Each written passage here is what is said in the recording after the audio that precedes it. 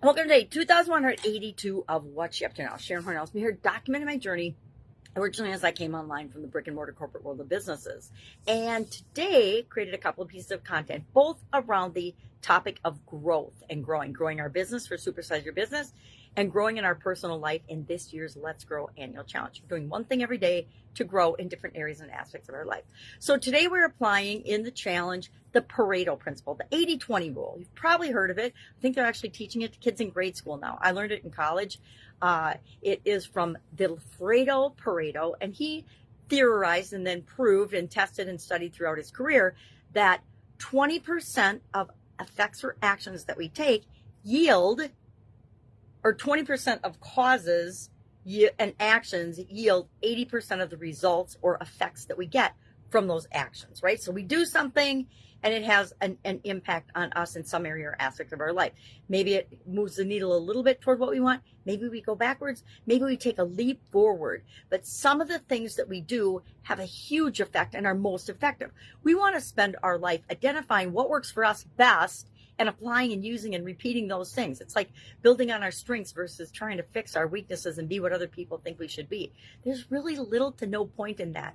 The best thing that we can do in our life, and the reason we are all here, and it took me decades to figure this out, was to be the best possible version of ourselves, to create a positive impact on the world around us by being who we are. And that gives other people permission to be who they are too. And guess what? We're all quirky. We're all weird. We all have idiosyncrasies. We all have strengths and areas of things that people don't like about us.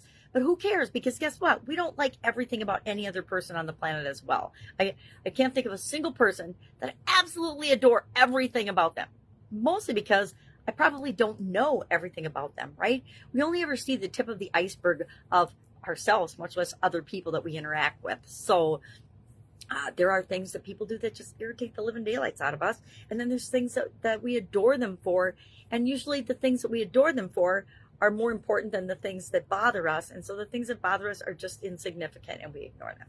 So the second topic that we talked about today in today's content creation for Supersize Your Business, for female entrepreneurs, but just for entrepreneurs as a whole and small business owners and big business owners, was we're talking about the top 20 supersizing your business strategies. Top 20 strategies in my 5 decades of business experience that have helped me grow my businesses and people that I interact with and work with grow their businesses as well. And by supersizing, I mean supersizing, super growing them, not just growing them a little bit, like 5 to 10% a year. I'm talking exponential year over year growth.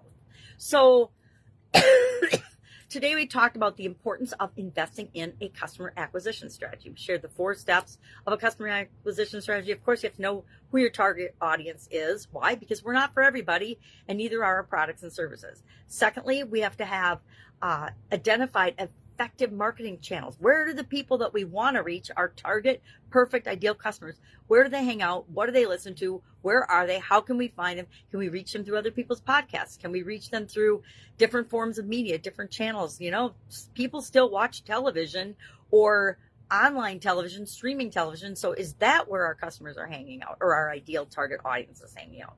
Then we want to focus step 3 on conversion optimization. How do we take those people once we get their attention and turn them into paying customers for our products and services? And then finally, customer relationship building. Because guess what? People still do business with people they know, like, and trust. If they don't trust you, if anything is off in their spidey senses, they're going to say no. They're not going to do business with you. So we have to build relationships with people. People have to know that we care about them and helping them solve problems and making their lives better before they're going to do business with us. It's just the way it is. I don't do business with any businesses that I don't like unless I have no choice. For example, internet providing service. Don't have any choice where I live. Waste pickup, garbage, trash delivery. Don't have any choice of who I use. It's defined by the municipality that I live in. And so those things, I do business with those businesses whether I like it or not, because I don't have another choice available or another option. I guess I could find a dump to take my own trash to, but that is not ever going to happen. So that is a couple things that I'm thinking about and talking about today. Need to map out and be real transparent here, what I want this year's annual challenge to look like going forward. Right now, we're going through different frameworks, different ways of looking at the process of growing, because we want to identify our own unique process that we use throughout the rest of the year as part of the challenge, and that we incorporate and ingrain and install into our subconscious, so it becomes automatic. Automatically something comes up and we run it through our process to see what we need to do, how we need to act to take advantage of the 20% action that's going to give us 80% of the results that we want. Thank you, Pareto, and the 80-20 rule, so that we do those things continually throughout the rest of the year and really, really create exponential growth for ourselves during the challenge. That's it. If I can help in any way, ask. You can always leave a message here on this video if you happen to be seeing me live. Otherwise, I'm pretty easy to find. You can just Google me and find me and send me a message, or ask a question under the video, or ask a question in any of the groups or other places that I show up. That's it. Have an awesome day, and I'll, of course, be with you tomorrow.